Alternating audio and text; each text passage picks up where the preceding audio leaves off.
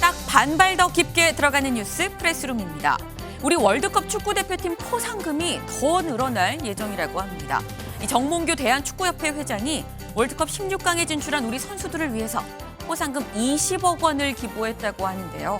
선수 한 명당 7천만 원 정도 좀 돌아가는데 기존에 주기로 한 포상금을 합하면 인당 3억 원이 넘는다고 합니다. 돈이 다는 아닙니다만 무엇보다 확실한 감사 표현이 되는 건 맞죠. 우리 선수들 다시 한번 수고하셨습니다. 오늘의 프레스룸 날씨부터 알아보겠습니다.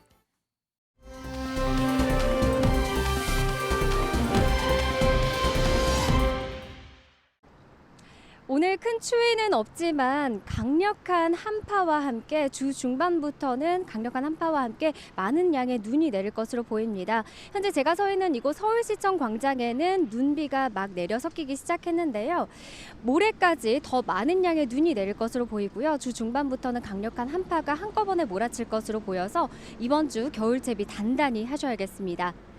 먼저 오늘 내리는 눈의 양 살펴볼까요? 오늘 오후부터 밤 사이 강원 영동 지역을 제외한 중서부 지역과 전북, 경북 지역에 최대 5cm의 적설량 예보되어 있고요. 기온이 예년 이맘때보다 높아서 이들 지역에는 5mm 미만의 비가 섞여 내릴 수 있겠습니다. 오늘 내리는 눈 또는 비는 오늘 밤이면 대부분 그치겠지만 내일은 더 많은 양의 한방눈이 쏟아질 것으로 보입니다. 내일부터 모레 사이 경기 남부와 충청권에는 3에서 8cm, 전북과 강원 남부, 제주 산지에는 2에서 7cm, 전남에는 최대 5cm, 그 밖에 중부와 경북 일부 지역에는 1에서 3cm가 되겠습니다. 모레까지 큰 눈이 쌓이는 데다가 주 중반부터는 매섭고 강한 한파도 예보되어 있어서 빙판길이 우려됩니다. 또 동파 위험이 커 각종 시설물 점검이 필요하겠습니다. 수요일 서울의 아침 기온 영하 10도까지 곤두박질하며 동장군의 기세가 매섭겠습니다. 이번 주 잦은 눈비 소식에 또 겨울 한파가 한꺼번에 몰아칠 것으로 보여서 주의가 필요하겠습니다. 꼭 겨울채비 단단히 해주세요. 지금까지 서울시청에서 MBN 날씨 박선아였습니다.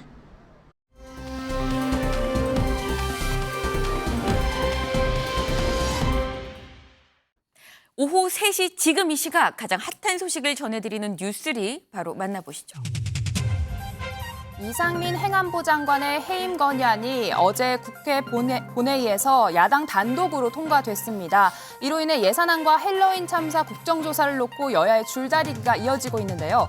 정진석 비대위원장은 국회사에 또 하나의 오점을 남겼다라고 비판했지만 민주당은 단독 예산안과 이 장관 탄핵 가능성까지 예고하며 압박하고 있습니다. 해임안 통과 후폭풍이 일고 있는 국회 소식 잠시 뒤 전해드립니다. 검찰이 뇌물과 불법 정치자금 수수 혐의를 받고 있는 민주당 노웅래 의원에 대해서 오늘 사전 구속영장을 청구했습니다. 이 노 의원은 지난 2020년 2월부터 10달가량 각종 사업에 도움을 주고 공무원 인허가 알선, 선거 비용 등의 명목으로 한 사업가로부터 6천만 원을 받은 혐의를 받고 있습니다. 현 정부가 들어서고 검찰이 현역 국회의원의 구속영장을 청구한 것은 이번이 처음인데요. 현재 국회 임시회기 중인 만큼 검찰이 노 의원의 신병을 확보하려면 국회에서 체포 동의안이 통과돼야 구속할 수 있습니다. 이 방탄소년단의 맏형 가수 진 씨가 내일 군 입대합니다. 진 씨는 자신의 팬 커뮤니티에 머리를 짧게 자른 사진을 올리며 생각보다 귀여움이라는 말로 입대 소회를 밝혔습니다. 진 씨와 소속사는 입소 당일 별도 공식 행사는 없다며 이 현장 혼잡에 따른 사고 방지를 위해 현장 방문을 삼가해달라고 당부했습니다. 군은 당일 현장 안전 통제를 위해 종합 상황실을 운영하고 이 소방 또한 응급 환자 발생에 대비해 구급차를 대기시킬 계획입니다.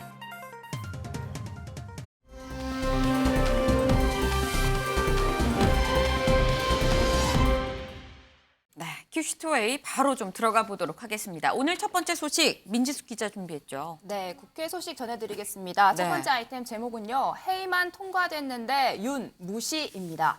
네, 주말인 어제 국회 본회의가 이례적으로 열렸습니다. 네. 이 자리 단 하나의 안건만을 위해 열렸는데요. 바로 이상민 행안부 장관 해임 건의안 때문이었습니다. 네. 야당은 안건에 강하게 반발하며 집단으로 퇴장해 표결에 불참했고 결국 자리에 남아있던 야당 의원들 183명 중 찬성 182표로 해임안 본회의 통과됐습니다. 네. 현장 모습 먼저 보고 오시죠. 선택하라!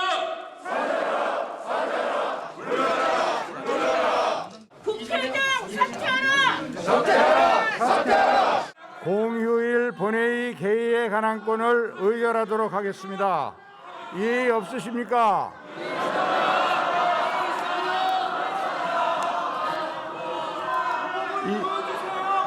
네, 조용히 해주세요. 국무위원 행정안전부 장관 이상민 해임 건의안은 총 투표수 183표 중 가 182표, 무효 1표로서 가결되었음을 선포합니다. 해임 건의안 처리는 불가피한 상황이 됐습니다. 우리 해임 건의안 처리가 진실과 책임의 문을 여는 출발이 될 것입니다. 이태원 참사를 정쟁화해서 진상도 밝히기 전에 윤석열 정부의 책임 있는 것처럼 덮어씌우기 몰아가려고 하는 거 아닙니까? 윤석열 대통령이 국민의 명령을 계속 거부할 경우 국민께서 부여한 국회의 권한을 다해 참사에 대한 책임을 분명히 묻겠습니다. 네, 방금 들으신 것처럼 어제 표결 과정 순탄치 않았습니다. 네. 민주당 의원들은 이상민 방탄이다 이렇게 외쳤고 여기에 맞서 국민의힘 의원들 이재명 방탄이다라는 손팻말을 들고 구호를 외쳐 고성에 오가기도 했습니다. 찬성표는 민주당 169명 전원과 함께 네. 정의당 무소속 의원 등에 포함된 숫자로 보입니다. 이 국민의힘이 해임 건의안에 반발하며 이 집단으로 퇴장했는데요. 네. 이 여당 의원들 불참 속에서도 이제 홀로 이제 표결을 참여한 사람이 있었습니다. 네. 바로 국민의힘 권은희 의원인데요. 네. 이 당론과 상반된 권 의원의 독자 행동에 당 차원의 징계 가능성까지 언급되고 있습니다. 이 앞서 지난 7월에는 경찰국 신설 논의가 오갈 당시로 이 홀로 경찰국을 반대하는 주장을 펴 윤리위에 회부된 바도 있었죠. 네. 이 당원으로 허용되는 범위 넘어선 대외 활동이라며 이 주의 처분을 받은 바가 있었습니다. 이번 역시도 이제 크게 다르지가 않은 상황인 건데 네. 이 당권 주자인 김기현 의원 같은 경우는 이 권은희 의원을 국민의힘 의원이라고 생각하지 않는다, 당을 떠나야 한다라고 이제 비판하기도 했습니다. 그렇군요. 지금 권은희 의원이 비례대표이기 때문에 사실 뭐 당을 뭐 본인 스스로 나오게 되면은 의원직을 상실하기 때문에 또 선뜻 당을 나올 수도 없는 상황이긴 합니다. 때문에 이제 국민의힘 이 소속으로 지금 본인의 이 의사 표현을 하고 있는 그런 것으로 보이는데 일단 어제 이상민 이 행안부 장관의 해임안이 통과가 됐습니다. 그럼 이게 통과가 됐으면 민지숙 기자. 네. 이 공은 윤 대통령한테 간 거 아니에요? 맞습니다. 그런데 이 대통령실 아직까지 별다른 입장을 내지 않고 있습니다. 이 당사자인 이상민 장관도 오늘 출근길이나 퇴청길에 이 네. 거취나 이 대통령실 관련된 질문에 대해 별다른 이야기하지 않았는데요. 네. 영상으로 보고 오시죠. 대통령실에선 입장 없음으로 지금 보고 있는 것 같은데 바로 장관님께서는 입장하실 거라서요. 어떤 입장이세요? 잠시만요. 네. 거취 표명 관련해서 국회에서 통과됐는데 당사자로서 한 잠시만요. 말씀 정도 국회 통과 관련해서 당사자 차원에서 입장 말씀 한마디만 좀 부탁드립니다. 네, 실제로 국민의힘은 어디까지나 이게 건의안이기 때문에 대통령이 해임안을 무시해도 된다 네. 이런 입장입니다. 이 장관 어제 열린 이 비공개 당정협의회에도 참석을 했는데 네. 이걸 두고 이 해임안이 통과된 당일에 이 고위회의에 참석한 것을 놓고 이 대통령이 사실상 이 해임안을 받아들이지 않을 것이다 이런 해석이 나오기도 했습니다. 한편 이 박홍근 민주당 원내대표는 김진표 의장이 윤 대통령에게 이 장관의 자진 사퇴를 권유한 걸로 알고 있다 이렇게 전하기도 했습니다. 윤영걸 대표님. 네. 사실 해임안이 통과가 되긴 했습니다만 이게 뭐 구속력은 사실 없긴 한 거거든요. 윤 대통령한테 이게 건의를 하는 정말 건의하는 내용인 건데 윤 대통령 입장 계속 밝히지 않고 그냥 쭉 이른바 뭐 무시 전략으로 가는 걸까요? 그렇게 저는 봅니다. 예, 해임 건의안이 건의가 됐으니까 네. 어떻게 해야 되는가는 이제 대통령이 판단해야 되는데 네. 헌법이나 법률에 어떻게 해야 된다는 규정은 없어요. 해임 건의만 할 수 있어요. 네. 그래서 해임 건의안을 받아들이냐 아니면 노하느냐 아니면 무시하느냐. 네. 제가 보기에는 무시하면서 묵묵부답으로 가지 않겠느냐 이런 생각이 들어요. 노하게 되면은 네. 또 유족들이나 국민 정서를 또 자극할 수도 있거든요. 또 15일까지 국회 예산안 통과를 앞두고 있는데 네. 또 너무 야당을 자극할 수도 있고 저는 무시하는 전략으로 가지 않겠느냐. 정치적인 올바름을 떠나서 이해 득실 장면으로 봐서는 정부 여당으로 봐서는 이상민 장관을 지금 수사 중인데 그것도 또 국정조사의 핵심 증인인데 지금 해임 건의안이 말이 안 된다. 그래서 이상민 장관을 구하는 어떻게 보면은 그 계기가 될 수 있다고 생각하고 국정조사를 또 명분이 또 네. 없다. 그래서 계속 참가를 또 안 하려는 그런 또 그것도 쌀 수 있거든요. 네. 하지만 또 불리한 걸로 보면은 국정조사나 모든 거 이상민 장관까지 다 쌓아안고 가면은 저 이태원에 대해서 너무 책임을 안 지는 그런 처사 아니냐 네. 이런 또 반대 여론도 있기 때문에 제가 보기에는 뭐 묵묵무담으로 이렇게 가지 않겠느냐 이런 생각이 좀 듭니다. 지금 또 사실상 거부 의사이긴 하지만 만약에 거부권을 직접 또 행사를 하겠다라고 밝히면 여기에서 올 또 후폭풍이 있기 때문에 아예 그냥 이 입장 없다, 묵묵부답으로 갈 것이다라고 말씀을 좀 주셨는데 강재묵 기자, 예. 이 대통령실은 묵묵부답입니다만 여당은 굉장히 좀 강하게 반발하고 있더라고요. 그렇습니다. 이 너나 할 것 없는 비난이 좀 쏟아지고 있는 상황인데요. 먼저 네. 이 정진석 비대위원장 발언부터 직접 듣고 오시겠습니다. 어제 민주당은 이상민 행안부 장관 해임 건의안을 단독으로 처리했습니다. 국회사에 또 하나의 오점을 남겼다라고 생각합니다. 다수 의석으로 힘자랑만 일삼는 민주당의 입법 전횡, 국정 딴지 걸기가 끝모르게 계속되고 있습니다. 또 이 대선 불복이다라는 표현까지 좀 있었는데요. 네. 이 주호영 원내대표 이 규탄 대회를 연 뒤 이 169석을 가졌으니 무엇이든 마음대로 할 수 있다고 이 생각을 하는 건데 결국 대선 불복이다라고 이제 비난을 했습니다. 여기에 또 이제 홍준표 시장 역시도 좀 한마디를 거드는 장면이 있었습니다. 이 민주당을 향해서 참으로 미숙하다라는 네. 평가를 좀 전했는데요. 네. 이 진영 논리로 막무가내로 밀어붙이고 있다는 입장입니다. 뭐 이에 당연히 뭐 민주당도 물러서지 않는 모습인데요. 먼저 직접 듣고 오시겠습니다. 국민의힘 또한 이상민 장관 해임 건의안이 통과되자마자 국정조사위원회에서 위원들이 모두 사퇴하겠다는 무책임의 극치를 보여줬습니다. 대통령 후배 장관 한 명 지키겠다고 집권 여당 전체가 국민의 준엄한 명령을 거부하며 모렴치한 몽리를 부리는 모습은 정말 나쁘끄럽고 개탄스럽습니다. 국민의힘은 무려 158명이 희생되고 부상자가 속출한 이태원 참사 진상규명을 위한 국정조사보다 오직 대통령 핵심 측근 장관 지키기만 중요합니까? 국정조사에 임하는 것은 여당의 선택이나 권리가 아니라 국민의 뜻에 따라 충실히 이행해야 할 책무임을 분명히 명심하기 바랍니다. 보신 것처럼 목리를 부리고 있다라고 표현하고 있죠. 이 후배 장관 한 명 지키기 위해 이 국정 자체를 망가뜨리고 있다. 이 대치구도 이어가고 있습니다. 김준일 대표님, 예. 지금 민주당은 만약에 이 해임안을 받아들이지 않으면 우리는 탄핵하겠다 지금 이렇게 얘기를 하고 있는 건데 근데 이 탄핵 소추안이 헌재로 넘어가면 180일 동안 이상민 장관 직무 정지되거든요. 그 얘기인즉슨 다시 바꿔 말하면 180일 동안은 계속 장관직을 유지한다는 얘기인 건데 이 민주당 전략 미스란 얘기도 나옵니다. 이게 좀 복잡해요. 네. 그러니까 쉽게 말씀을 드리면은 그 180일 동안 무조건 정리되는 게 아니라 네. 헌재가 180일 이내에 결론을 내려야 되니까 그쵸. 최장 6개월, 뭐 네. 그거보다 빨리 나올 수도 있는 거죠. 네. 중요한 거는 이겁니다. 그럼 누가 정치적으로 득실을 이제 따져보면 누가 손해를 볼 것인가? 한쪽에서는 이게 이제 법률이나 헌법 위반이 됐을 때만 탄핵이 가능하니까 이게 법률이나 헌법 위반 아니다라고 해서 네. 민주당이 불리할 거다라고 얘기를 하는데 네. 또 하나는 이 지금 법사위원장이 사실상 검사 역할을 하는 거거든요. 네. 그러니까 헌재로 넘어가면은 그 다음에 법사위원장이 이 이상민 장관은 이거가 헌법 위반이거나 법률 위반이니까 우리가 탄핵을 합니다. 네. 라는 거 설명을 해야 돼요. 네. 근데 법사위원장이 설명 안 할 가능성이 높습니다. 김도읍 의원이죠. 김도읍 위원장이 네. 그러면은 오히려 이게 방탄으로 비춰질 수 있는 거예요. 이게 이런 부분이 있는데 아예 법사위원장이 설명도 안 해? 그러면은 또 이게 약간 여론 측면으로 봐서는 오히려 또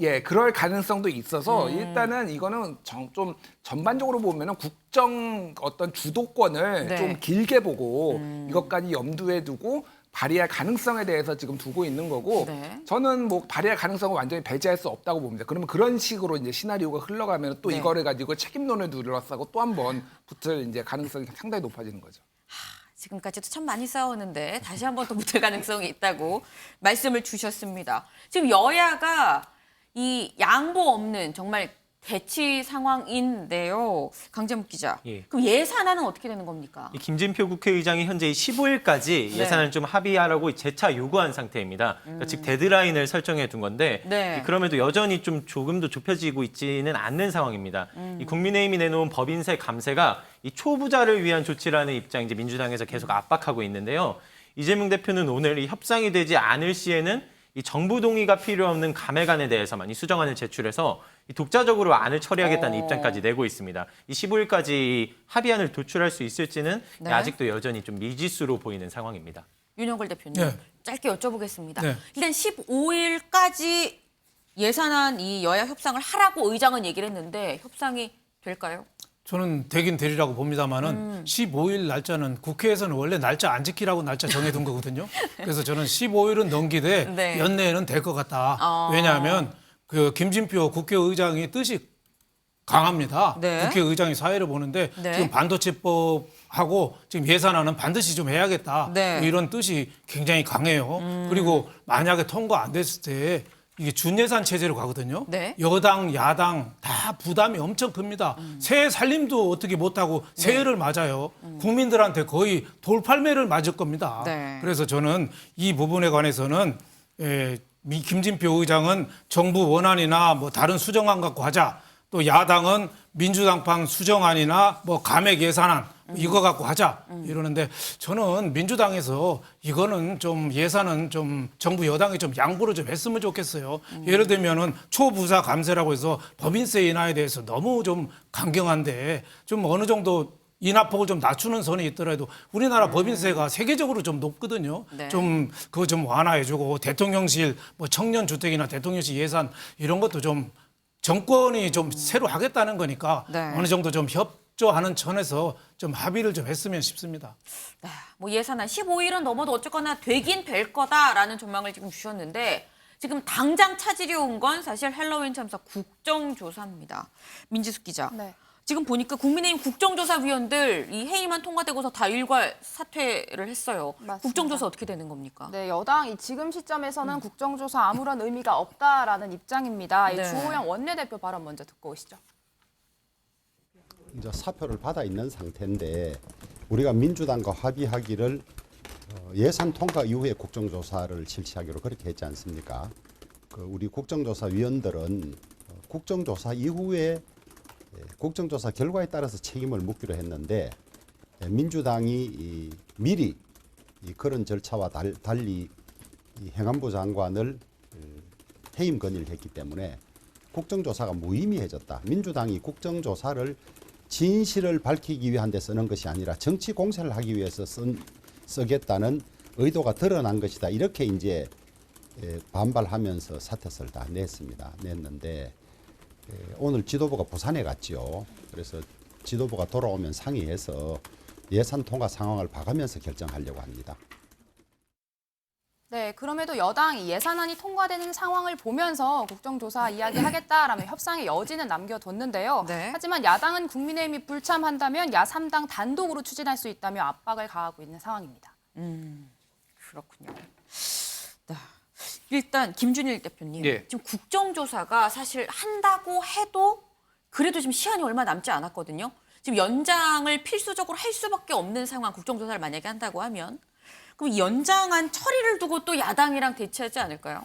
붙겠죠. 일단 그런데 네. 지금 여당이 들어올지 안 들어올지는 모릅니다. 만약에 여당이 안 들어오면 연장 가지고 부딪힐 일이 없어요. 야당이 그냥 연장해버리면 되는 거죠. 그러니까 네. 여당의 고민이 여러 지점이 있어요, 사실은. 안 들어가면은 정말로 그러면은 이게 다 끝인가? 그럼 야당이 하고 물론 원활히 안 될 수도 있지만 야당의 기한 또 늘려가지고 계속 네. 했을 때 이게 불리한 부분이 있거든요. 그래서 그리고 명분도 사실은 국정조사를 해야 된다라는 뭐 여론조사라든지 이런 명분이 더 높기 때문에 네. 이 부분이 무조건 반대하기는 어렵다. 그래서 예산안이 만약에 파행이 됐을 경우에는 또 국정조사에 안 들어갈 명분이 있는데 뭐 네. 이런 것들이 좀 복합적으로 좀 얽혀 있어요, 지금. 그래서 일단은 15일에 예산안이 어떻게 되는지를 보고 네. 그런 다음에 국정조사에 스탠스를 취할 가능성이 매우 높다 이렇게 말씀드리겠습니다. 네, 지금 헬로윈 참사 국정조사까지 지금 차질을 빚어지고 있는 그런 상황인데 강재묵 기자. 예. 사실 이 헬로윈 참사 당사자들은 유족들일 거란 말입니다. 맞습니다. 유족들은 뭐라고 합니까? 이 참사 발생 42일 만이죠. 이제 그제인 10일로 이 희생자의 158명 중 이 97명 유족이 참여하는 유가족 협의회가 출범했습니다. 네. 이 해임 건의안 통과에 환영한다는 뜻 밝힌 바 있고요. 네. 이 간만에 반가운 뉴스다라는 표현과 함께 이 윤 대통령이 혹시라도 이 거부권을 행사한다면 이 탄핵 소추까지 요구할 것이라고 이제 시사하는 장면이 있었습니다. 네, 협의와 함께 12구 참사 시민대책회의도 출범했습니다. 네. 이에 대해 권성동 국민의힘 의원은 이 세월호의 길을 가서는 안 된다라는 발언을 통해 논란을 빚기도 했는데요. 네. 내용을 보시면 이 세월호처럼 정쟁으로 소비되다가 시민단체 횡령 수단으로 악용될 수 있다 이런 내용을 올린 겁니다. 여기에 유가족 협의회는 그동안 정부가 먼저 손을 내밀어 준 적이 있느냐라며 이게 갈라치기다라며 크게 분노했습니다. 그렇군요. 지금 국정조사도 제대로 이루어지지 않는 상황에서 사실 추가적인 논쟁은 좀 우리가 자제해야 될 필요도 있지 않나 하는 생각이 좀 듭니다.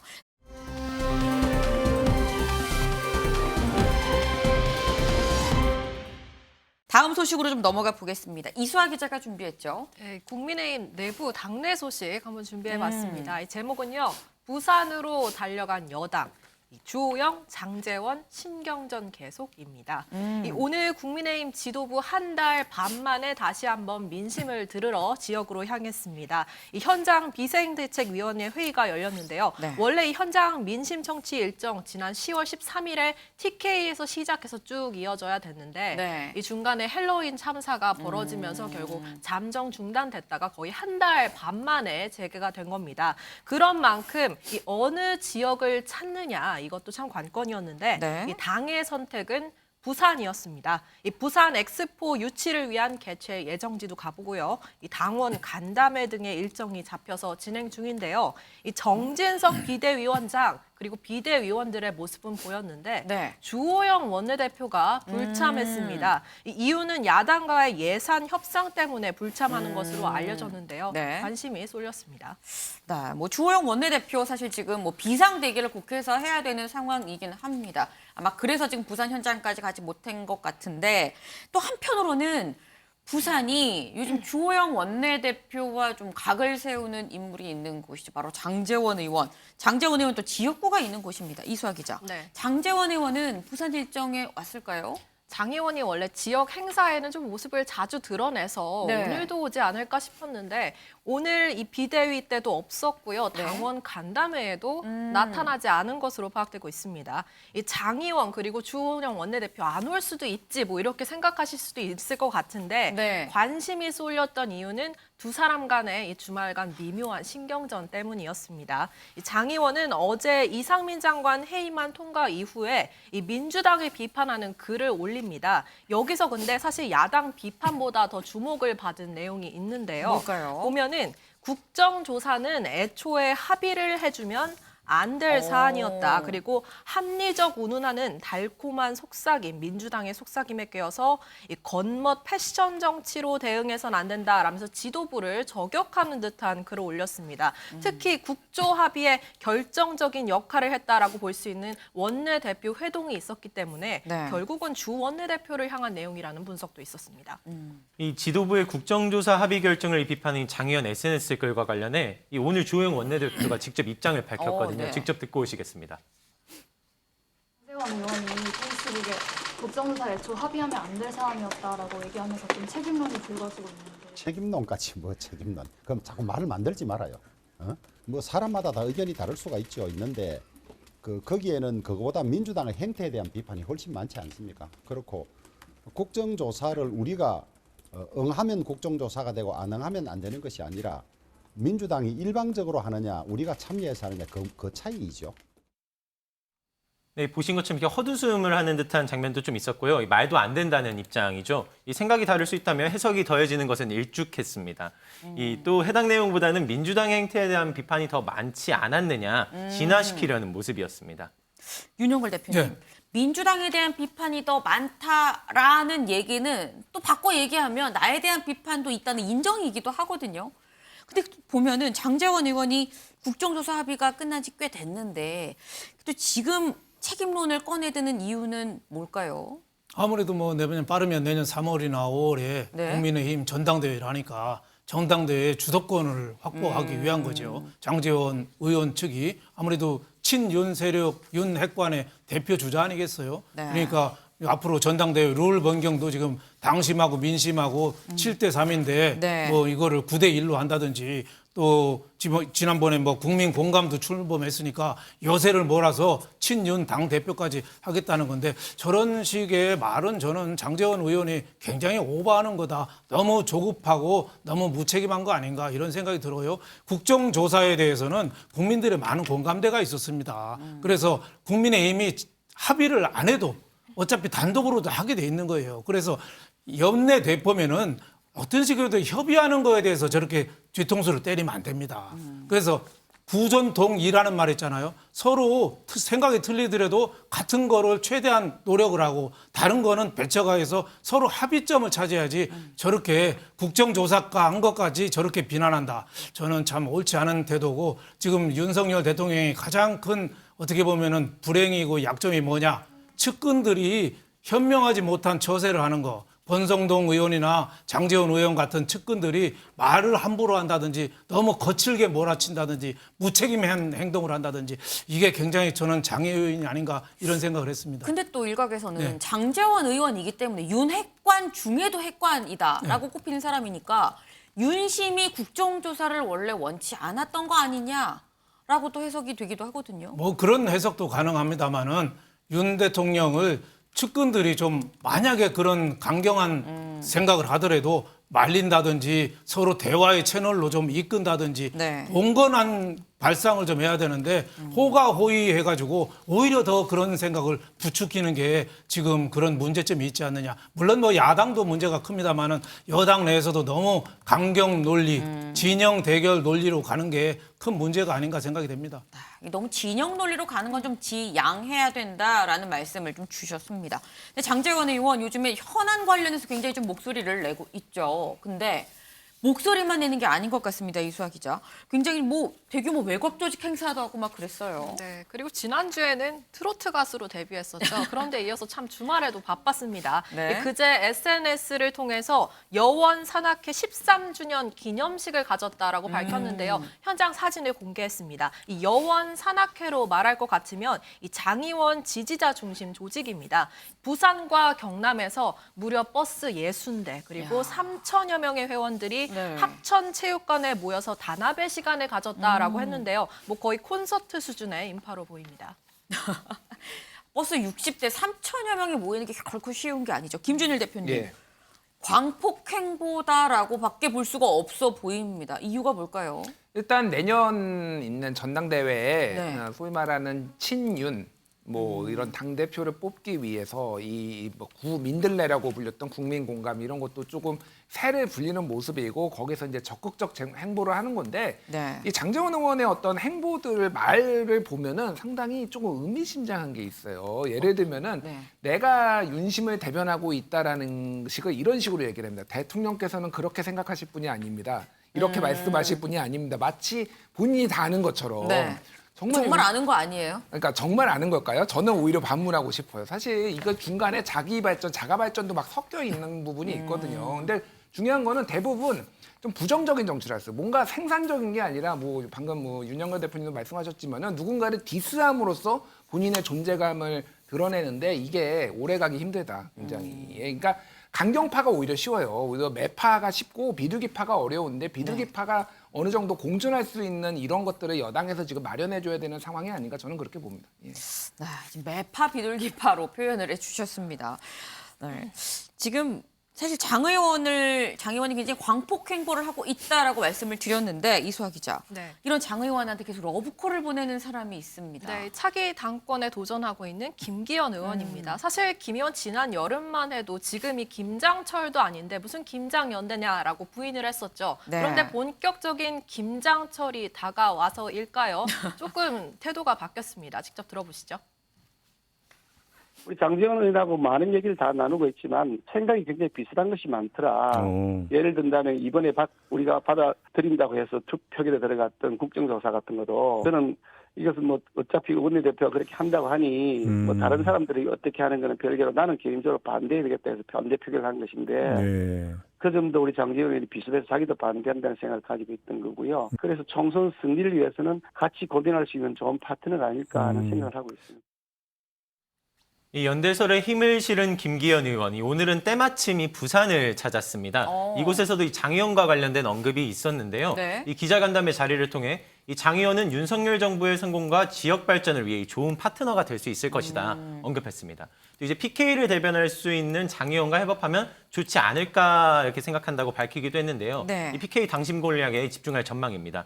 또 그런가 하면 이 김기현 의원의 이 권성도 의원도 있죠. 이 내일 부산을 좀 이어서 찾을 예정인데. 권 의원은 내일 가요? 맞습니다. 내일 찾을 예정인데 이 윤핵관으로 또 이제 알려진 만큼 네. 이 윤 대통령의 의중을 잘 아는 사람이 이 총선을 승리로 이끌 수 있다라는 점을 좀 부각할 것으로 보입니다. 이 모두 수도권 대표론을 반박하며 이 지역 민심에 호소하는 행보 이어가고 있습니다. 지금 뭐 김기현 의원 오늘 부산 갔고 권성동 의원도 내일 간다고 하는데 이 두 사람보다 한 발 먼저 또 부산을 간 사람이 또 있습니다. 바로 안철수 의원인데요. 안철수 의원 이 고향 부산을 찾아서 이렇게 얘기를 냈다고 합니다. 들어보고 오시죠. 아버님이 부산 상무 나오셨고 저희 아버님이 부산 공고를 나오셨고요. 다시 또 저는 부산 고등학교 나왔죠. 그래서 정말 토박이 부산 사람입니다. 사람들이 너무나 불행하게 사는 근본 이유는 지방 불균형 발전이에요. 부산이 발전하고 잘 살아야 이게 모델이 돼서 우리나라가 다 좋은 나라가 되는 거지. 부산이 이렇게 돼버리면 우리나라는 희망이 없는 나라가 돼요. 네, 안철수 의원 지금 부산과의 연고를 굉장히 열심히 강조를 했는데 윤영걸 대표님. 네. 왜 당권 주자들이 다 이렇게 부산으로 가는 걸까요? 아무래도 지금 당권 주자 중에 부산 출신들이 많이 있죠. 김장연대라고 해서 김기현 의원하고 장제원 의원. 네. 둘 다 뭐 한 사람은 부산이고 한 사람은 울산이고 네. 또 안철수 의원도 고향이 뭐 부산이고 하니까 부산이 보수의 텃밭이긴 하지만은 TK 지역은 아직도 완전한 보수의 텃밭이지만 PK 지역은 지난 총선에서 민주당 쪽에 많이 잠식을 당했거든요. 네. 부산 민심이 또 대구 민심하고 많이 다릅니다. 네. 왜냐하면 저 부산 인구가 갈수록 줄어요. 인천은 늘어요. 지금 자칫하면 부산이 2위 도시인데 자칫하면 3위하고 2위가 바뀔 가능성도 있어요. 네. 또 가덕도 공항에 대해서도 굉장히 예민하죠. 그래서 보수 민심이 그 텃밭인 부산 민심이 굉장히 중요하다 뭐 이렇게 볼 수 있겠습니다만 너무 일찍 부산에서 군부를 떼잖아요. 네. 저는 전당대회가 아직 일정도 안 됐는데 너무 일찍 됐다. 자칫 국민의힘 당원들한테 그 식상함, 호가호위한다는 인상을 줘가지고 또 신의 다크호스가 나오면은 저는 그쪽으로 바람이 확 불 수도 있다 이런 생각이 들어서 너무 일찍 군부를 좀 떼지 말라 이런 말씀 좀 드리고 싶습니다. 네, 이 부산이 이 텃밭 완전한 텃밭은 아니다. 그래서 지금 당권 주자들이 열심히 가서 지금 집토끼에 대한 구애를 하고 있는 건데 너무 일찍 또 군부를 떼지 말라는 조언을 주셨습니다.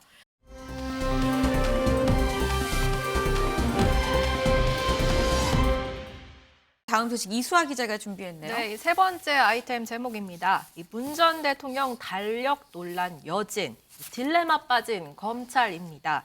문 전 대통령 최근 정부에 반환한 풍산계 고미와 송강이 사건으로 한참 시끄러웠는데요. 네. 주말에는 지난 2008년부터 함께했던 반려견 마루의 사망 소식을 전했습니다.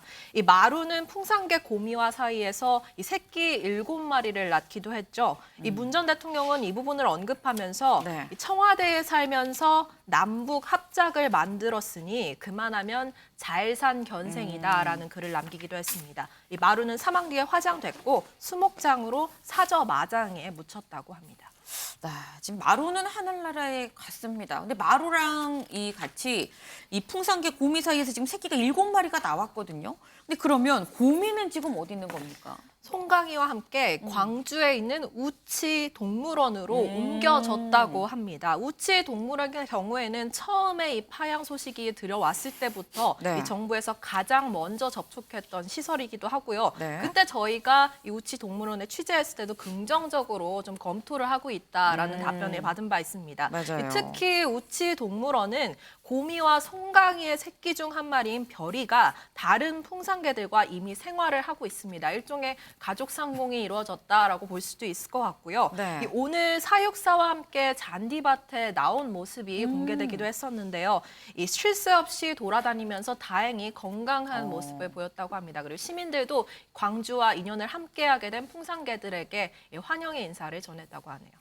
네, 이 마루가 하늘나라로 가긴 했습니다만 가기 전에 또 이 달력 제작이 있어서 또 달력에 이 마루의 모습이 또 담길 수 있어서 좀 다행이다라는 생각이 들기도 한데, 근데 민지숙 기자, 네. 이 달력이 또 요즘 논란입니다. 달력 이 판매 문구 중에 일부가 삭제가 됐어요. 맞습니다. 이 달력 제작 판매는 한 온라인 사이트의 크라우드 펀딩 방식으로 진행이 됐는데 필요한 액수의 돈이 모이면 그다음에 제작이 들어가는 네. 겁니다. 그래서 이 돈을 모으기 위해 문구를 작성을 했는데 네. 여기에 당초에는 기부 목적이 적혀 있었습니다. 네. 네, 유기견 단체의 수익금 일부를 기부하겠다 이렇게 적혀 있었는데 네. 이 문구가 하루 만에 삭제가 된 겁니다. 왜요? 네, 해당 펀딩 사이트는 이 후원금을 기부하기 위한 목적으로는 펀딩이 되지 않는다. 자체 심사 기준 때문에 해당 문구를 삭제했다라고 공지했는데요. 네. 이 펀딩 원래 목표 금액은 200만 원이었는데 네. 조금 전 오후 3시 기준으로 약 1억 원이 모인 상태입니다. 그렇군요. 아니 근데 1억 원이 모였는데 기부가 안 되면 그럼 이 모인 돈은 어디로 가는 거예요? 네, 한 매체가 이 달력 펀딩을 진행한 다혜씨 측에 연락을 했습니다. 네. 자신들도 이런 규정이 있었는지 몰랐다라며 이 처음 기부 이야기를 모른 채로 적었다 이야기를 했고요. 네. 그럼에도 이 펀딩 목적을 달성한 후에 남는 돈에 대해서는 이 창작자의 재량이다라며 원래 계획대로 유기견 센터에 해당 금액을 기부하겠다라고 밝혔습니다. 그렇군요. 근데 국민의힘에서는 굉장히 좀 뭐라고 하지 않을까 싶기도 합니다. 맞습니다. 앞선 이 고미와 송강 논란을 끄집어내 직격하고 있는데요. 네. 이 권성동 의원은 풍산개를 파양한 사람이 이 할 일은 아니다라며 비판을 했고 박수영 의원도 키우던 풍산개는 버리면서 유기견을 돕는다는 건 모순이다라고 꼬집었습니다. 국민의힘은 이 광주 우치동물원에 넘겨진 고미와 송강이가 네. 어떤 마음일지 상상이 가지 않는다 이런 논평을 내기도 했습니다. 네, 그런데 국민의힘에서만 이런 얘기가 나오는 게 아닙니다. 의외로 야권에서도 좀 잡음이 나오고 있는데요. 네. 일부 이재명 대표 강성 지지자들 사이에서 해당 달력 불매 운동이 일고 있습니다. 왜죠? 이유는요, 이 해당 달력 삽화가가 이낙연 전 대표 지지자다라는 건데요. 이 삽화가의 SNS 친구 목록을 보니까 뭐 이낙연 전 대표 그리고 윤영찬 의원 등을 찾아볼 수가 있다는 겁니다. 이 대표 지지자 온라인 카페 내용을 또 보면 이 대표를 비방하는 무리들한텐 단 한 푼도 주면 안 된다. 아버지고 딸이고 좀 이제 조용히 지내시라라는 다소 감정적인 부정적인 글도 찾을 수 있었습니다. 김준일 대표님, 네. 사실 이게 되게 좋은 의도로 시작한 프로젝트긴 하거든요. 근데 이게 친문 사이의 갈등으로 약간 번지는 상황인 것 같아요. 그러니까 저는 이 사안을 놓고 이해 안 되는 게 한두 개가 아닙니다, 지금. 네. 그러니까 걔는 좀 그냥 냅두면 안 될까요? 이게 왜 이렇게 피곤한지. 일단은 네. 문재인 대통령 그 따님 다혜 네. 씨가 이 달력을 만든 것도 솔직히 저는 이해가 안 가요. 왜냐하면 파양 논란이 있는데 이런 거 만들면 또 이런 정치적인 뭐 비판 막 이런 거 받을 게 휩싸일 뻔한데 텐데. 왜 만들었는지 모르겠고 국민의힘에서도 막 비난하는데 이거의 애초 시작은 정부에서 법을 제대로 안 바꾸고 지원금 안 보내주면서 서로 불신으로 시작된 거잖아요. 처음에 첫 시작은 어쨌든 파양을 한 거는 좀 잘못된 결정이라더라도 이거에 단초를 제공한 거는 또 정부고 국민의힘입니다. 이렇게 얘기하는 것도 좀 적반하장이고 친문, 친명 이거는 저는 진짜 이해가 안 갑니다. 왜 누가 이거를 그렸는지를 가지고 왜 싸우고 있는지 그냥 받아들이면 안 될까요? 이제 개 얘기는 좀 개인적으로 안 했으면 좋겠습니다. 좀 이런 우리 품격 있는 방송에서. 죄송합니다. 네, 개는 개로 나도 달라라는 개인적인 의견을 또 말씀을 주셨습니다. 문재인 전 대통령 뭐 반려견 관련한 얘기 말고 사실 서해 피격 사건 관련해서 뭐 입장을 직접 내기도 하면서 좀 이례적으로 입장을 2번이나 냈었죠. 이수아 기자, 이 서해 피격 사건 관련해서는 얘기가 어떻게 지금 진행이 되고 있는 거예요? 네, 일단 사건으로 보면 지난 9일에 이 서훈 전 안보실장이 구속이 됐죠. 네. 그리고 검찰은 보면은 서 전 실장이 사건 은폐를 위해서 이 문 전 대통령에게 관련 보고를 하지 않았다. 해당 사건의 최종 결정권자를 서 전 실장으로 보고 있는 것 같습니다. 그런데 문제는 이 사건 관계자인 서 전 실장 그리고 박지원 전 국정원장은 서 전 실장으로부터 문 전 대통령에게 보고가 이뤄졌다라고 주장하고 있고요. 여기에 네. 더해서 이 문재인 전 대통령까지 본인이 최종 승인을 했다라고 주장하고 있습니다. 박 전 원장 얘기로 듣고 오시죠. 제가 알고 있기로도 서훈 실장이 보고를 했고 관계장관 회의 후에도 보고를 해서 대통령께서 이런 지시를 하셨다 하는 것을 언론에도 발표를 했고 저한테도 안보실에서 국정원에도 얘기를 한 게 있습니다. 그래서 그래요? 저는 서훈 실장이 사전에 보고를 했고 사후 진행 상황도 보고를 했다. 저는 그렇게 봅니다. 그러면 결국은 최종 책임자는 대통령이 되는 거네? 대통령께서는 그렇게 말씀을 하셨잖아요. 그리고 검찰 조사 결과를 보면은 서훈 실장이 최종 결정권자고 책임자다. 이렇게 기소를 했기 때문에 이건 검찰에서 결정할 문제이지 저도 검찰 조사를 받으면은 제가 무슨 혐의로 어떻게 진행되는가를 알지 지금은 깜깜합니다. 네, 그러니까 검찰의 중간 결론과 이 사건 관계자들의 주장이 전혀 다른 겁니다. 그래서 어쩌면은 이 서훈 전 실장에서 좀 끝을 보려고 했던 검찰 수사가 의도치 않게 문 전 대통령을 수사해야 되는 상황까지 가고 있는 것으로 현재 보고 있습니다. 지금 이수아 기자 얘기를 들어보면 검찰은 문 전 대통령까지 안 가려고 하는데 문 전 대통령이 칠 거면 날 쳐라 약간 이렇게 나서고 있는 지금 그런 상황입니다. 민지숙 기자. 그럼 검찰은 문 전 대통령을 수사를 하는 거예요, 안 하는 거예요? 어떻게 되는 겁니까? 네, 실제로 이 법조계 내부에서도 문 전 대통령까지 수사가 올라가기는 쉽지 않을 것 같다 이런 기류가 있습니다. 앞서 이 검찰총장과 수사팀도 문 전 대통령 직접 수사에 굉장히 신중하게 임하겠다 이런 입장을 전했죠. 하지만 그러면서도 명확한 선은 긋지 않아서 이 수사 여지를 남겨둔 게 아니냐 이런 해석도 나오고 있습니다. 이 검찰이 서훈 전 실장을 기소하면서 한 가지 첩보 삭제 관련된 혐의는 배제했거든요. 이 부분을 수사하는 과정에서 향후에 추가 기소나 수사 여지를 남겨뒀다 이런 해석도 나오고 있습니다. 아무래도 이번 주 초에 박지원 전 국정원장을 소환해 조사하는 과정에서 이 수사 범위를 어떻게 할 것인지를 결정할 것으로 보입니다. 지금 검찰 입장에서는 이러지도 저러지도 못하고 굉장히 좀 고심이 좀 깊은 상황이 아닌가 하는 생각이 듭니다.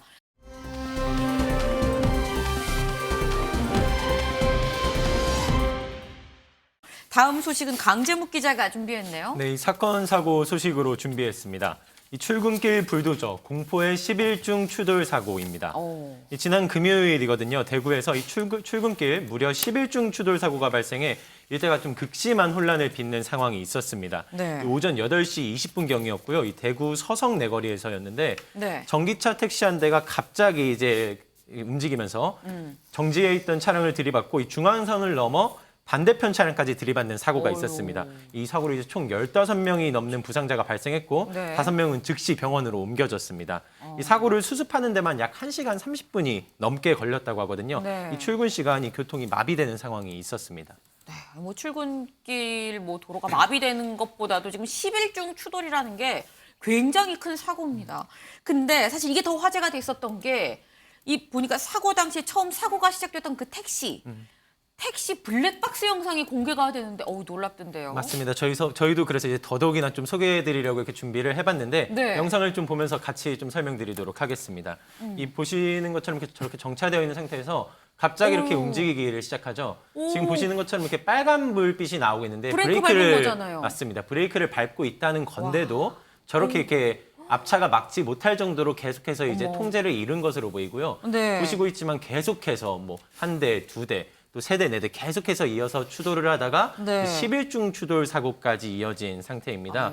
왼쪽으로 넘어서 이제 중앙선 넘어 반대편까지 이제 부딪히는 모습이었고요. 좀 누리꾼들 반응도 좀 같이 좀 살펴보시려고 하는데 이 앞에 있었던 차량이죠. 모닝 차량 특히 어마무시한 좀 트라우마에 있어서 무섭죠. 다시 좀 운전을 할 수 없을 것 같다 이런 반응들이 좀 있었고요. 이 영상만 보더라도 뭐 음주운전 같은 내용보다는 이제 좀 갑자기 차량이 움직인 것 같은데 급발진 같은 거 아니냐, 차량 결함 같은 거 아니냐 뭐 이런 반응들도 좀 있었습니다. 자세한 내용 좀 조사를 해봐야 될 것 같습니다. 그렇군요. 아니 지금 영상을 보면 더더욱 대체 저 택시가 왜 그런 걸까 좀 궁금해집니다. 일단 뭐 급발진이라고 분들 얘기하기도 하는데 뭐 운전자가 갑작스럽게 뭐 심장마비가 왔을 수도 있기도 하고요. 원인이 뭡니까? 저희가 좀 직접 이제 경찰 통해서 이제 네. 좀 이게 취재를 해봤는데 직접 네. 밝히기를 음주 수치는 현장 출동했을 때 확인되지 않았다라고 얘기를 전해주셨습니다. 그러니까 지금 음주운전일 가능성은 좀 낮아 보이고요. 네. 앞서도 말씀드렸지만 이제 급발진 등 가능성 포함해 네. 모든 가능성을 열어두고서는 수사를 진행 중이다. 정확한 사고 원인은 좀 이렇게 소명이 될 대로 밝히겠다고 저희한테 좀 설명을 들려줬습니다. 하지만 지금 원인은 조금 더 기다려봐야겠지만 전문가들은 이 조작 실수이든 또 차량 결함이든 간에 이 전기차에서 발생한 이와 같은 상황이 이와 같은 사고가 이제 피해가 좀 더 클 수 있었다고 설명을 하고 있었거든요. 전문가 설명 직접 듣고 오시겠습니다.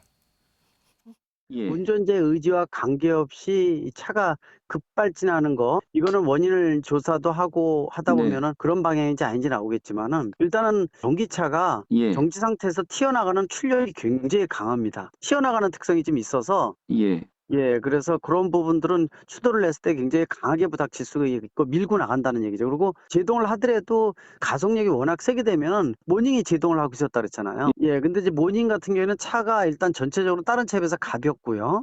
뒤에서 밀고 오는 출력이 워낙 크게 되면은 차가 밀려나가요. 일단은 내연기관차에 비해서 제로100이라 그래서 특히 제로50 같이 이르는 시간은 굉장히 강합니다. 다른 일반 동급의 내연기관차에 비해서요. 네, 지금 전문가 얘기를 들어봤는데 이게 뭐 급발진이든 아니면 운전기사의 실수이든 어쨌거나 짧은 시간에 쭉 이 출력을 쭉 높이는 이 시간이 굉장히 빠르다. 때문에 더 좀 빨리 나갔을 것 같다라는 말씀을 지금 전문가는 했는데 윤영걸 대표님. 사실 전기차가 요즘에 정말 많이 보급이 됐거든요. 굉장히 많은 사람들이 전기차를 타는데 좀 다른 대책, 안전 대책 측면에서 좀 뭔가 필요해 보이기도 하고요. 이제 뭐 전기차가 아직 그 완전히 정착은 좀 안 됐거든요. 그래서 전기차에 대한 좀 불안감이 좀 있는 거죠. 이번에 대구에서 11중 추돌 사고도 전기차가 출발할 때 가속력이 일반 내연기관차보다 훨씬 세다는 거예요. 모닝이 막 브레이크를 밟았는데 같이 그렇죠. 가요. 그래서 이번 사고가 전기차에 대한 불신, 또 하나는 모닝이 경차잖아요. 우리나라가 경차에 대한 불신이 좀 있거든요. 그것도 너무 많이 끌려가니까 거기에 대한 불신도 좀 나오지 않느냐 이런 생각이 드는데 특히 그 전기차는 연평균 우리나라가 그 급발진이 39건, 39건인데 그 2017년부터 올 7월까지 급발진이 201건인데 전기차가 그중 20건이나 됐습니다. 그러니까 전기차 대수에 비해서 굉장히 어떻게 보면은 많은 거죠. 휘발유차가 65건, 휘발유차의 한 3분의 1 되니까 굉장히 많은 거니까 전기차에 대해서 앞으로 제조차의 뭐 결함 인정이라든지 여러 가지 기술적인 보완 이걸 좀 서둘러야 되지 않나 이런 생각이 듭니다. 이 전기차가 굉장히 많이 보급이 되다 보니까 대책도 확실히 좀 필요해 보입니다. 물론 이 대구에서 있었던 이 사건이 뭐 급발진이라고 나온 건 절대 아닙니다. 지금 원인을 조사를 해봐야 되는 부분입니다만 하지만 어쨌거나 뭐든지 간에 대책은 안전 대책은 좀 필요하다라는 말씀을 좀 드려야 될 것 같네요.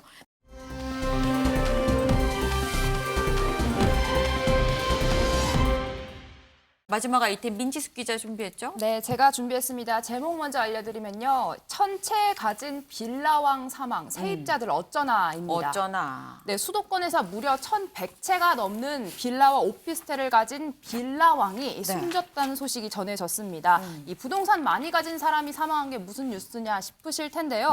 이 천여 채의 빌라, 오피스텔 실제 거주하고 있는 임차인들이 전세 보증금을 받는데 어려움을 겪고 있어 문제가 되고 있습니다. 저희가 이 피해를 당한 전세입자 이야기 직접 들어봤습니다. 종부세 체납만 60억 정도 있으시고 그 외에 자잘한 세금도 더 많이 있는 걸로 알고 있고요. 근데 허구 측에도 상당하다라고만. 몇 달간은 정말 많이 힘들었거든요. 억울한 거예요. 제가 이런 사람한테 하필 당했다라는 게 또 임대인이 사망을 하니까 조금 더 난처해진 상황. 네, 현재 임차인들 상당수 그중에서도 이 전세 보증보험에 가입한 200여 명이 넘는 분들도 이 전세금을 반환받지 못하고 있는 상황이라고 합니다. 그렇군요. 아니 근데 일단 지금 빌라를 1,139채나 가지고 있는 이 사람은 대체 뭐 하는 사람인가 궁금합니다. 네, 굉장히 미스테리한 인물입니다. 김 씨 지난 10월 서울의 한 호텔에서 숨진 채 발견됐는데 네. 일단 지병으로 인해 숨졌다라고 전해졌습니다. 네. 40대 임대업자라고만 알려져 있는데 피해자들의 이야기에 따르면 이 신용도가 굉장히 낮은 집주인이었다. 이런 정도 이야기를 들을 수 있었습니다. 그렇군요. 아직 뭐 명확하게 밝혀지진 않았습니다만 일단 지병으로 이 40대에 좀 일찍 하늘나라로 갔는데 아니 근데 전 의아한 게 지금 얘기를 들어보니까 전세보증보험에 가입을 한 사람들도 있다면서요. 근데 이 사람들은 왜 못 받는 거예요? 맞습니다. 이 보증보험 이름처럼 네. 원래는 이 집주인이 돈을 못 주겠다 하면 보증보험이 먼저 돈을 내줍니다. 그다음에 이 집주인에게 구상권을 청구해서 해당 돈을 받아내는데 네. 이 집주인이 사망해버린 상태여서 네. 이 보증보험에서는 중간에 이 계약 해지가 완료가 되지 않은 상태에서 개입을 할 수가 없는 상황이 되어버린 겁니다. 관계자는 이 부동산의 소유권을 상속자인 김 씨의 부모에게 넘길 수 있도록 설득하고 있다 이렇게 밝혔습니다. 아니 그럼 이 부모가 이걸 상속할지 여부만 결정이 되면 문제가 해결이 되는 겁니까? 네, 그럴 것 같기도 한데 네. 일단 이 김 씨 부모가 상속을 받을지 여부가 불투명합니다. 이 상속이란 게 자산뿐 아니라 이 빚, 채무도 같이 받게 되잖아요. 네. 근데 이 숨진 김 씨 현재 체납한 세금이 60억 원이 넘는다고 합니다. 아이고. 이 만약 김 씨 부모가 상속을 안 받겠다라고 하면 법원이 나서서 이 자산 관리인을 선정하게 되는데 네. 그럼 피해자들은 그 사람을 상대로 또 긴 어떤 법정 다툼을 이어가야 하는 상황입니다. 그렇군요. 아니 근데 저는 지금 이 사건이 잘 이해가 딱 상식적으로 납득이 잘 안 되는 게 신용도도 낮은 사람이 2, 3년 안에 어떻게 천채를 샀느냐. 이게 가능한 거예요? 네, 그래서 이 전문적인 전세 사기 조직이 개입됐다 이런 이야기가 나오고 있는데 실제 이 김 씨 경찰 조사를 받던 중에 숨진 채로 발견이 됐습니다. 알고 보니 해당 건물들 이 매매가보다 훨씬 비싸게 전세금을 받은 이른바 이 깡통 전세들이었는데요. 아이고. 저희가 지난해 이 세모녀 전세 사기 사건 피해 대리를 맡았던 변호사에게 직접 이런 피해 유형에 대해 물어봤는데 간략하게 설명을 드리면 이 신축 건물이나 빌라의 경우에는 이 전세 시세가 마련되어 있지 않기 때문에 네. 이보다 브로커가 개입을 해서 조금 높은 가격으로 전세 계약을 하는 겁니다. 그래서 이 계약금의 일부를 자신들이 따로 나누어 갖게 되는데요. 네. 그러면 이 건물주는 깡통이 되어버린 건물의 소유권을 곧바로 다른 사람에게 넘겨버립니다. 사실상 이 세입자들의 보증금을 돌려줄 생각이 애초에 없었던 거죠. 이 법조계 전문가 이야기 이어서 듣고 오시죠. 보증금이 붙어 있는 걸 인수하는 거잖아요. 거의 뭐 돈을 안 내는 거죠. 그러니까 깡통이니까 뭐 수수료 받고 그거를 다 받는 거예요. 그리고 나서 이제 한꺼번에 차례로 2년이 돌아오면 돈 못 준다. 이제 뭐 이렇게 그냥 그래서 이제 구조적으로 이제 애초에 그냥 그렇게 할 생각으로 사기죠. 가격을 제대로 고질 안 했다 이런 부분인 건가요? 가격을 고지했다는 게 아니고요. 애초에 전세금을 돌려줄 수 있는 능력이 없는데 보증금을 받았다라는 거죠. 네, 경찰 일단 김 씨가 숨졌기 때문에 공소권 없음으로 사건 종결하지만 네. 이 빌라 건축주와 분양업자 등 사기 공범에 대한 추가 조사 이어갈 예정이라고 밝혔습니다. 네, 이 사안이 커지면서 원희룡 국토부 장관까지 나섰는데요. 네. 어제 SNS를 통해서 이 피해자분들은 이 당분간 현재 사는 곳에서 계속 지낼 수 있게 하겠다. 그리고 전세 대출금도 대출 보증 연장이 가능하게 할 테니 크게 네. 걱정하지 않아도 된다라고 말했습니다. 또 전세 피해 지원센터에서 법률 상담은 물론 임시 거처도 바를 수 있게 좀 조치를 취하겠다라고 말한 상황이긴 합니다. 네, 일단 원희룡 국토부 장관이 당분간은 뭐 연장을 해주고 임시 거처도 얘기를 하긴 했습니다만 지금 피해자들은 당분간이 문제가 아닙니다. 이 보다 확실한 좀 대책이 있어야 하지 않나 하는 생각이 듭니다.